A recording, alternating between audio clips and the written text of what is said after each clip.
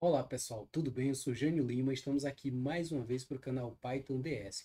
Hoje vamos dar continuidade ao nosso curso básico, né? Nosso mini curso de ArangoDB. É uma solução no SQL que a gente está aprendendo aqui ao mesmo tempo a implementação de ações em um banco de dados de exemplo, inspirado nos tutoriais oficiais do ArangoDB e, por consequência, os conceitos por trás de um banco de dados com abordagem no SQL, né? Ou seja, não apenas ou not only SQL, que é um grupo de banco de dados. Na verdade, o Arango ele é uma das soluções, mas você tem outros exemplos como o Neo4j, o MongoDB, que é mais conhecido no mercado, Cassandra e diversas outras soluções que fazem parte de uma abordagem que busca se contrapor aos bancos de dados tradicionais, relacionais, que dominam o mercado há décadas e que, pelo menos na minha visão, vão continuar com uma grande penetração do mercado, mas há cenários em que, eventualmente, a abordagem não estruturada ou não apenas estruturada, né, que vai para além do uso das linguagens SQL e das bases tabela, chave estrangeira, chave primária, que é mais estruturada, é pensada num ambiente normalmente praticamente tudo centrado ali num servidor central ou em máquinas locais. Por mais que você tenha assim a abordagem relacional ou em nuvem, em clusters, mas a gente tem algumas questões de flexibilidade que as linguagens no SQL, ou melhor, a abordagem no SQL, as soluções no SQL tentam tratá-las de maneira adequada. Então é isso que a gente vai ver durante esse estudo de hoje, na sequência aí do que a gente já aprendeu na aula passada, que foi o que é o ArangoDB, a implementação da API do Python para o ArangoDB, criação de uma base de dados simples do tipo coleção, que é um híbrido de banco de dados baseado em documentos, mas principalmente com a abordagem chave-valor. Nós fizemos a criação e inserção de um registro e o que eu brinquei lá, que era o Hello World, né, dos bancos de dados, que é uma instrução de consulta equivalente a um select asterisco from table que você tem lá nas linguagens estruturadas. Então, eu vou sempre estar tentando fazer também essa conexão, porque como a maioria de nós, assim, que ou são da área de tecnologia ou são de outras áreas, mas que também, como é o meu caso, gostam e estudam tecnologia, a gente acabou aprendendo muito a abordagem padrão dos bancos relacionais e a linguagem SQL. Então, muita gente conhece, eu vou tentar sempre fazer essa analogia aqui para facilitar o entendimento, inclusive da linguagem AQL, que é a Arango Query Language, que é a linguagem que a gente está utilizando nesses vídeos. Então, vamos lá.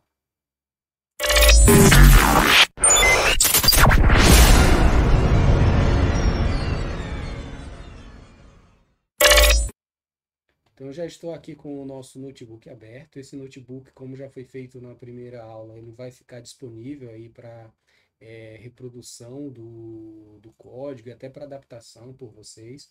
Como eu brinquei ali, a gente tem essa aqui, que é equivalente ao nosso Hello World das linguagens relacionais. Ao invés de a gente fazer um select asterisco from table, o que seria a nossa tabela, que não é uma tabela nesse caso, é uma base de dados documento de chave e valor, que é a base de dados caracteres. E aqui dentro da Arango Query Language, ao invés de usar selects, o que a gente faz é iterar a base de dados que a gente quer trabalhar com ela, e a partir dessa iteração feita com o loop for na base de dados, por isso que ele usa o in aqui, ele retorna aquele valor que você quer apresentar.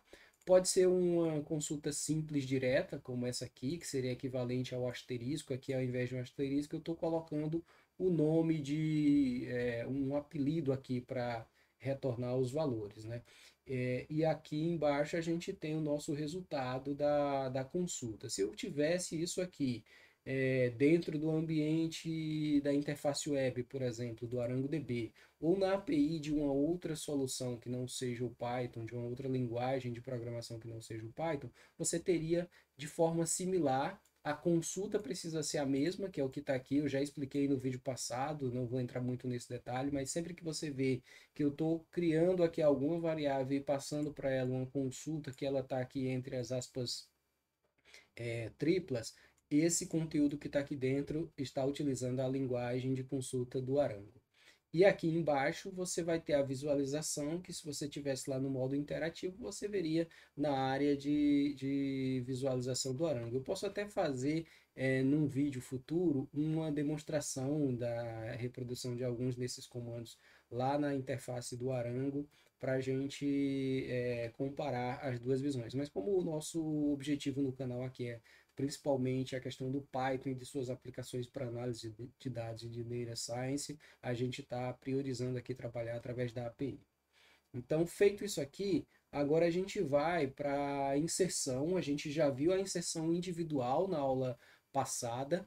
O que a gente vai ver aqui agora é a inserção manual de múltiplos registros. Qual é a questão com a inserção de múltiplos registros? O Arango e a linguagem AQL, ele não permite a inserção explícita de múltiplos registros. Você precisa fazer as instruções inserts que nós aprendemos na aula passada e vamos rever agora nessa de hoje, de forma individual. Então, para resolver isso, a própria linguagem Arango Query Language, ele dá essa sintaxe que a gente tem aqui, que é o let, a instrução let, cria uma variável. No nosso caso, a gente está usando aqui a variável data, mas você poderia colocar qualquer nome, e dentro dessa variável a gente passa uma estrutura similar a uma lista de tuplas, desculpa, uma lista de dicionários do Python. Lembrem, e aí quem tiver dúvida com essa parte mais básica das estruturas do Python, que a gente vai de vez em quando estar fazendo aqui a associação, podem consultar o nosso vídeo de fundamentos de Python na aula específica sobre estruturas. Eu vou deixar tanto na descrição do vídeo quanto um card aqui explicando sobre isso.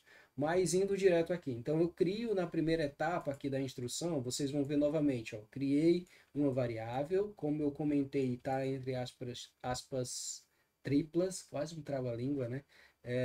Entre aspas triplas, e aí eu estou usando aqui a sintaxe let, ou seja, criando uma variável, nomeando essa variável como data, e aqui eu coloco uma espécie de lista. Dentro dessa lista, cada um dos itens, vocês vão perceber aqui, tem a estrutura exatamente igual ao que nós utilizamos no vídeo da aula passada, que se você subir no notebook, vocês vão ver ali em cima quando a gente criou o personagem Ned. Então, esse personagem aqui, até um colega lá do mestrado brincou que eu nunca assisti o Game of Thrones, né? Esse exemplo aqui do tutorial do ArangoDB é a criação de uma base de dados com os personagens do Game of Thrones, né? Então, ele está aqui criando o Ned, que tem o name, surname, se ele está vivo ou não, a idade e as ameaças relacionadas àquele personagem. O que a gente vai ver a partir de agora é que cada uma dessas linhas repete aquela mesma estrutura, ou seja, tem as mesmas chaves e à frente os valores equivalentes ao nome de cada personagem e suas características. Então, feito isso aqui, ó, tá repetido diversas vezes, então nós temos dezenas de registros aqui sendo criados ou guardados temporariamente nessa variável data. Essa variável não vai para a base de dados, ela é criada no momento da consulta, utilizada e depois descartada. Então, criou a variável com essa lista de tuplas ou de registros que vão ser inseridos na nossa coleção caracteres. Aqui embaixo, o que ele faz é usar o insert into, que a gente já aprendeu na aula passada, que é a instrução insert, similar à instrução insert das linguagens SQL, e ele vai inserir cada registro que está também aqui sendo utilizado, igual que a gente usa muito no Python, né? Uma variável de controle para iteração. Então, eu criei um loop for, o loop for vai iterar sobre cada D em data, ou seja, cada item nomeado como D em data, inserir esse item dentro da base de dados caracteres. Então, vejam que foram duas etapas para fazer os registros múltiplos, mas na prática essas duas etapas têm um efeito só, que é a inserção de todos esses dados aqui na nossa base de dados. Eu vou fazer aqui uma consulta, eu vou pular, não vou inserir agora, vocês estão vendo que está confirmado, mas isso aqui é da etapa anterior, do momento anterior em que eu rodei esse notebook. Eu vou fazer novamente aqui a consulta e vou demonstrar para vocês, né, que não há registro. Aqui seriam os registros da consulta se ela já tivesse sido confirmada ali a nossa inserção. Então vou rodar, a gente vai ver que só vai ter um personagem, que é o personagem Ned, que foi inserido na etapa anterior da aula passada. Agora vamos voltar aqui para a parte de cima e vamos fazer essa inserção aqui. Vamos lá, rodar. Então ele vai criar a variável, inserir, e aqui na API no Python, sempre o que ele vai demonstrar para a gente é um retorno textual aqui confirmando, né, que efetuou aqui com o método aqulQuery, que é o método que envia para a base de dados a query que a gente está executando, e aí ele dá um hash aqui que é para controle interno do sistema. A gente não precisa ficar preocupado com isso aqui. Se ele não tivesse inserido, ele daria alguma falha aqui nesse momento no retorno da nossa query. Então, como ele executou, agora vamos repetir essa consulta de baixo. Essa consulta eu explico daqui a pouquinho um detalhe dela, mas ela é muito similar à consulta simplificada que nós já fizemos na aula passada. Ela está fazendo uma consulta para todos os registros da base de dados. Então vamos rodar aqui. Então agora rodou e aqui agora sim confirmado todos os nossos registros na base de dados do Arango DB. Então vejam agora o detalhe que eu disse que iria explicar sobre a query. Ó. Novamente estamos utilizando o loop for para iterar a nossa base de dados. Então tem aqui o for, o apelido qualquer que eu queira dar, o nome da base de dados que eu estou consultando, e agora no retorno ele vai fazer o seguinte, ó, esse apelido ele serve para retornar tudo, mas ele já serve como um apelido similar ao que nós fazemos quando nós renomeamos uma tabela na SQL durante o tempo de consulta, né? Por exemplo, você pode ter lá tabela funcionário, que você vai nomear como F, para você fazer, por exemplo, o processo de desambiguação. Aqui a gente não precisa necessariamente do processo de desambiguação, porque a gente não está trabalhando com o conceito de relação, até porque é a base dos bancos de dados chave-valor, normalmente vai ser um documento único ali, com um registro de diversas tuplas de chave-valor, e não o relacionamento entre duas tabelas, né? Mas aqui a gente usa o apelido para a gente tratar a saída dessa forma aqui. Então eu estou chamando o for C em caracteres, ou seja, para cada personagem na lista de personagens, retorne apenas o c.name. Então ele usa essa notação de ponto, que é muito comum em diversas linguagens de programação, para carregar apenas aquele atributo ali, name, ou aquela chave name. Então, o que ele fez aqui foi isso, fez uma consulta a tudo daquela base de dados e trouxe apenas o nome daquele personagem, que é o que a gente está vendo aqui embaixo. E aí ele trouxe todos os nossos registros. Eu vou fazer aqui uma brincadeirinha só para a gente ver isso aqui de forma mais verbosa, né, de forma mais literal, mas na prática é até melhor trabalhar com as variáveis de controle. Mas vamos colocar aqui, ó, for personagem em caracteres, retorne personagem ponto name. Então aqui a query vai ter o mesmo significado, porque simplesmente aqui é uma variável de controle.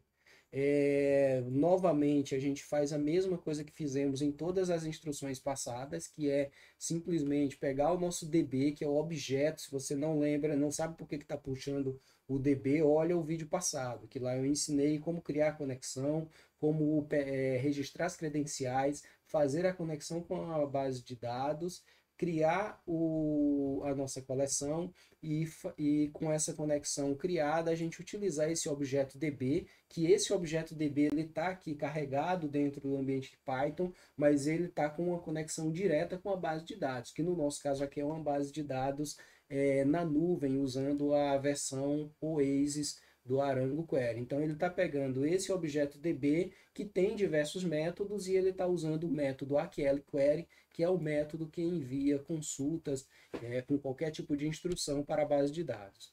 Ele está pegando aqui a variável na qual eu criei a consulta, ou seja, o all characters name, e passando para a base de dados. Eu poderia parar por aqui, mas a gente deixa ativada essa opção aqui, que é o raw results true, que ele vai trazer os resultados brutos que você pode fazer algum tratamento aqui dentro do Python. Então, deixando dessa forma, sempre ele vai trazer o conteúdo completo ali da sua consulta. E aí, como na própria consulta a gente fez algum filtro aqui, ele vai exibir para a gente aquele conteúdo dessa forma. Então vamos aqui, ó, vou repetir, vocês vão perceber, ó, que não mudou absolutamente nada. Eu tenho aqui o meu resultado. Eu poderia, por exemplo, ó, o Query Result, ele está trazendo aqui um conteúdo dessa consulta bruta. Eu posso, por exemplo, consultá-lo ele aqui para a gente ver o que é que ele apresenta para a gente, que vai ser fora do script, fora do roteiro. Vamos lá.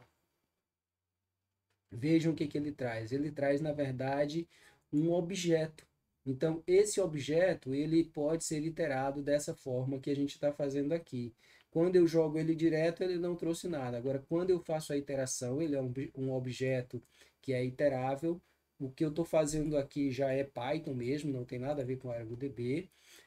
A única conexão com Arango é que esse objeto queryResult ele permite que você faça uma iteração. Então, eu tenho aqui, ó, for doc, ou seja, para cada documento, para cada item da variável do objeto queryResult, print doc, ou seja, está exibindo esse resultado e aqui no finalzinho só pulando uma linha para ficar mais organizado o nosso resultado.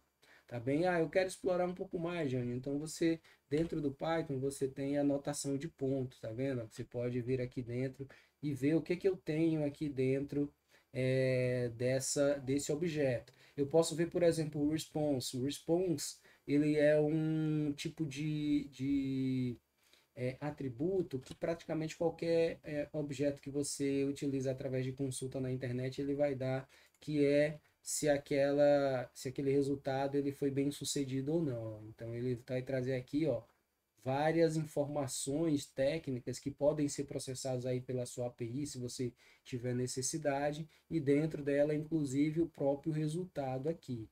Então, percebam que ele mostrou aqui, ó, o tempo de execução, mostrou se houve erro, o código de resposta, se houve uso de cache. Então, há diversas outras informações que são resultadas. A gente não precisa de todas essas informações nessa consulta mais simples, por isso que a gente faz apenas a interação com o seu resultado. Eu posso vir aqui também, por exemplo, como a gente viu ali, ó, que eu busco o raw results. E aí no raw results aqui ele vai dizer, ó, que está ativado como true.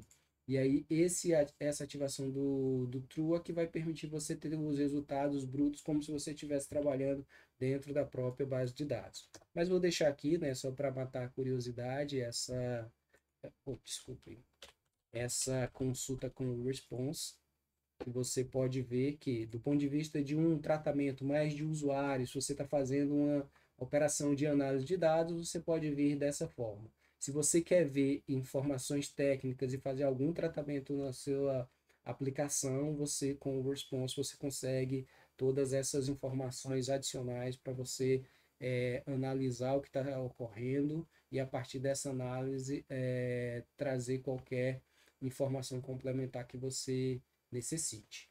Então, assim, para o vídeo de hoje, o que a gente queria era essa segunda parte. Na sequência, né, o notebook tem outras opções aqui de consultas adicionais, consultas mais detalhadas, em que a gente vai explorar os filtros, a organização dos dados, limitação dos resultados. Então, essa parte a gente vai deixar para a próxima aula, em que a gente vai começar repetindo essa consulta e realizando aqui limitação dos resultados de uma forma manual, que não é a forma mais adequada, porque quando você olha aqui nos resultados aqui da resposta, você vai ver algumas questões sobre uso de memória, sobre tempo de execução. Então, você tem uma determinada performance aqui, utilizando a sintaxe que eu vou fazer, você não vai otimizar em nada essa performance. Agora, utilizando as sintaxes que nós vamos aprender nas próximas etapas, que são os filtros, a organização e a limitação, aí você consegue otimizar as etapas de processamento dos dados na sua query do ArangoDB. Então, eu espero que vocês tenham gostado do vídeo de hoje. É a segunda aula aí do nosso mini curso de ArangoDB.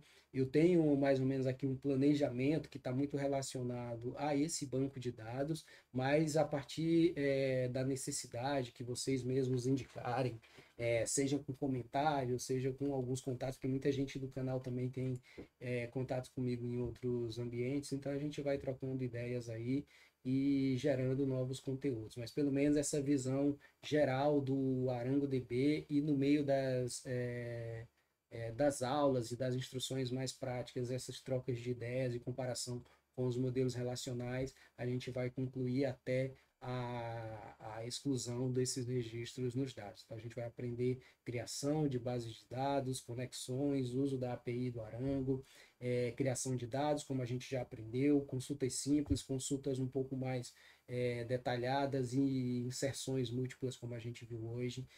Na próxima aula, a gente fecha a parte das consultas com opções mais profundas aí, intermediárias de manipulação dos dados, e aí na aula seguinte a gente exclui a base de dados e conclui com algumas discussões. Se vocês tiverem interesse de uma discussão um pouco mais conceitual também, eu estou tentando focar bem na prática, mas se tiver um pouco interesse nas discussões mais conceituais sobre os bancos de dados no SQL e outros aspectos do ArangoDB, a gente também pode criar conteúdos relacionados a esses temas. Então, um abraço. Se não estiverem inscritos ainda, aproveite e faz a inscrição no canal para continuar acompanhando a publicação de novos conteúdos. Indica também para outras pessoas que estejam interessadas no Python em geral e no Python para essa área de análise de dados e ciência de dados especificamente, que a gente sempre vai ter bastante conteúdo por aqui. Então, um abraço e até a próxima.